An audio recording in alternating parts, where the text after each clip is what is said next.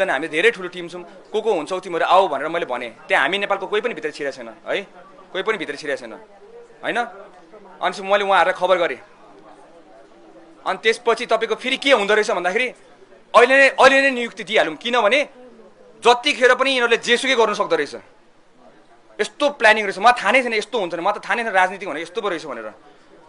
जतिखेर जे पनि हुनसक्छ बाबु, अहिले नै गरिहाल्नुपर्छ भनेर भने। म त चप्पलमा थिएँ त्यहाँ, हेर्नु न मेरो भिडियो। म त चप्पलमा तपाईँको 7 दिन भइसक्यो, मेरो एउटा लुगा फेरि थिएन, त्यही फर्स्ट दिनदेखि त्यही लास्टसम्म त्यही थियो, त्यस्तो थियो होइन।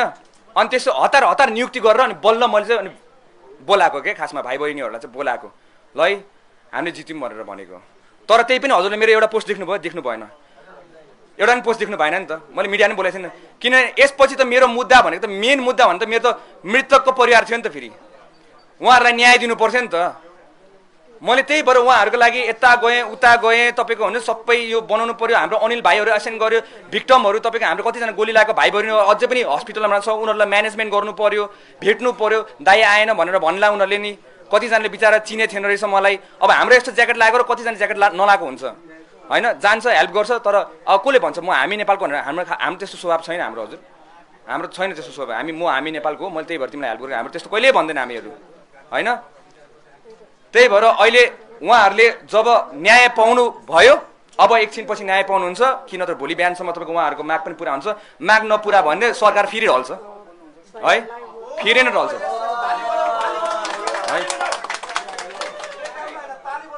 जुनै पनि सरकार भनेको जनताको हुनुपर्छ क्या, पिपलको हुनुपर्छ नि त। पिपल आर द पावर भन्छ, पावर जहिले नेताकै हुन्छ। त्यही भएर अहिले हजुरलाई एक्सेस कति सजिलो छ, हजुरले चिया खानु भयो, बस्नु भयो, घुम्नु भयो होइन, एकदम सजिलो थियो। त्यो कहिले भएको थिएन नेपालको इतिहासमा। यो जति तपाईँहरूले गर्नुभएको छ, जति जेसुकै गर्नुभयो, सबै पहिलो पटक त हो। कहाँ गयो होइन, भन्नु न, पहिलो पटक त हो। यो ठुलो परिवर्तन भएको छ हजुर, सबैजना धन्यवाद है। मलाई चाहिँ यो फेरि मिडिया सिडियामा हुनु मन लाग्दैन है, मलाई एकदम मन लाग्दैन क्या। म साथीहरू मेरो त प्रायोरिटी उहाँहरू हो नि त। कतिजना साथीहरूले फोन गर्दै सुजन भाइ इन्टरभ्यू दिनु भनेर भन्थ्यो, मैले चाहिँ नदिएको क्या, किनभने मलाई चाहिँ उहाँहरूले न्याय पाएको छैन नि त, कन्फर्म त भएको छैन नि त उहाँहरूको न्याय त।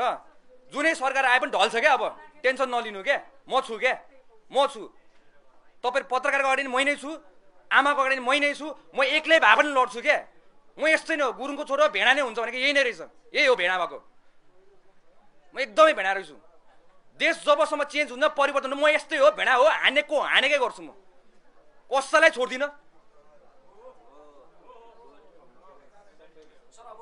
तपाईँहरूलाई भगवान कसम मैले कसम खाएँ होइन, मेरो मातृभूमिको कसम खाएँ, म कसैलाई छोड्दिनँ, म कसैलाई छोड्दिनँ होइन, म कसैलाई छोड्दिनँ है।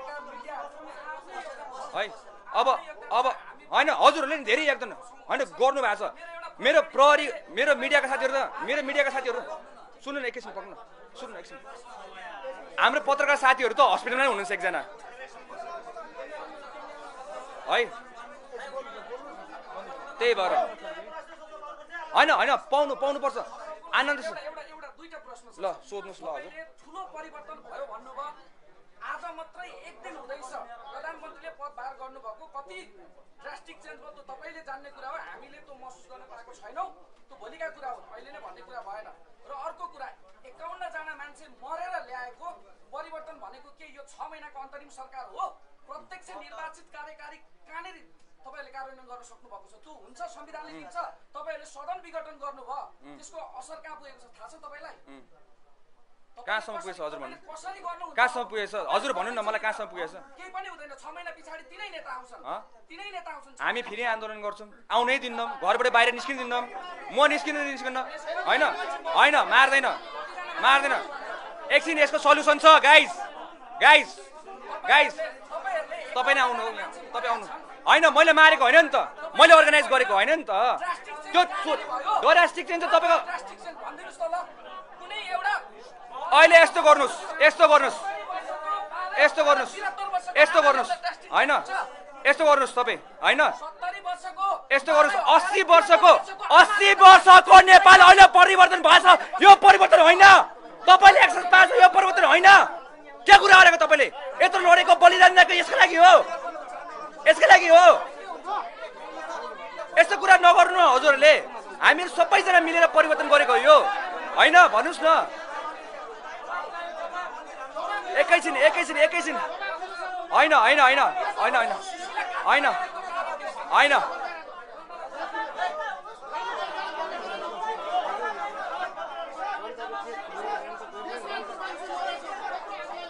सुन्नुहोस् न आगो लागि हामीले गरेको सुन्नुहोस् अगुवा म होइन मैले अन्त्य चाहिँ गरिदिएको है तर यो अझै पनि अन्त्य चाहिँ होइन यो सुरुवातै हो होइन सुरुवातै हो हजुर होइन मरिसकेको छैन शान्त तरिकाले प्रश्न सोधिदिनु न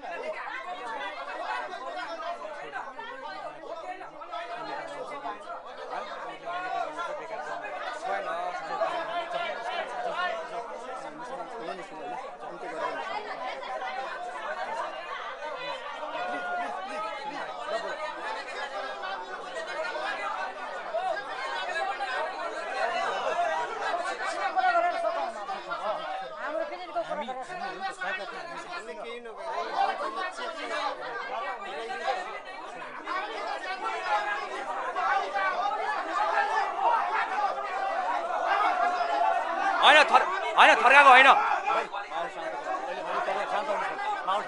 दाजु होइन होइन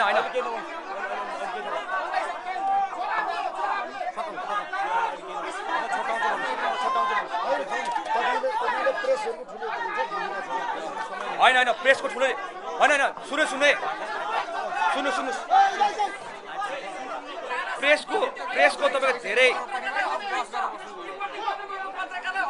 होइन दाजु तपाईँ त मेरो दाजु हो नि त यार तपाईँले मलाई हर्काइराख्नु भएको छ केही पनि हुन्न दाजु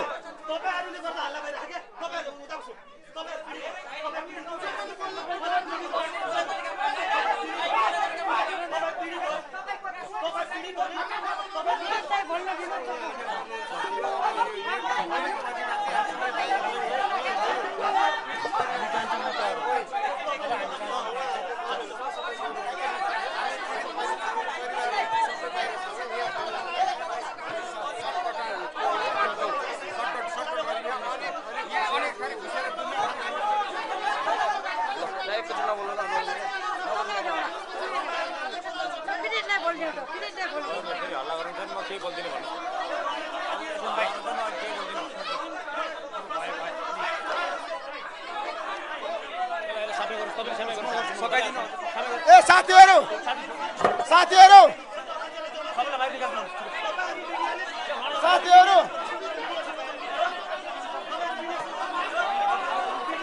हेलो साथीहरू